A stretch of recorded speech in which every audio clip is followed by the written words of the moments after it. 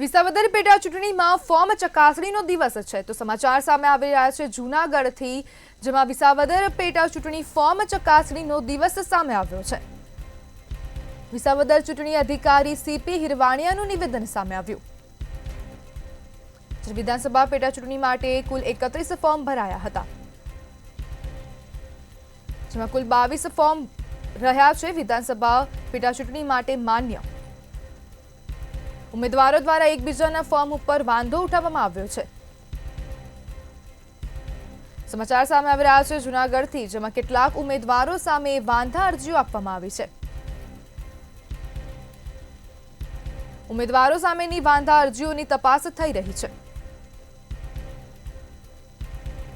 તે તમામ અરજી ઉપર લેખિતમાં ખુલાસો આપવામાં આવશે।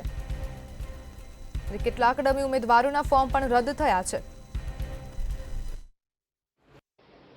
એફિડેવિટ રિલેટેડ અલગ અલગ વાંધાઓ દરેક ફોર્મમાં અલગ અલગ ઉમેદવારોના સામે ઓબ્જેક્ટર મારફતે ઉઠાવવામાં આવ્યા છે અને ચકાસણીની કામગીરી અત્યારે પૂર્ણ થઈ છે અને વિગતવાર ડિટેલ સ્પીકિંગ ઓર્ડર કરીએ છીએ। સર, કેટલા ફોર્મ ભરાણા હતા, કેટલા ફોર્મ માન્ય ગયા? ટોટલ 31 ફોર્મ ભરાણા હતા, એમાંથી ટોટલ 22 કેન્ડિડેટ્સ હતા, એમાંથી તમામ ફોર્મ માન્ય રહ્યા છે। માત્ર જે પોલિટિકલ પાર્ટી દ્વારા ઉભા રાખેલા ઉમેદવારનું મેઇન ફોર્મ માન્ય રહ્યું છે, માટે ડમી ફોર્મ જે 10 ઠેકેદારો વગરના હતા એ ખાલી નામંજૂર રહ્યા છે। સર, ભાજપના ઉમેદવાર કિરીટ પટેલ દ્વારા ફોર્મ સામે વાંધો દરેક ફોર્મ સામે વાંધા રજૂ થયેલા છે, તો એ દરેક ફોર્મ સામેના વાંધા છે અને વિગતવાર કરશું।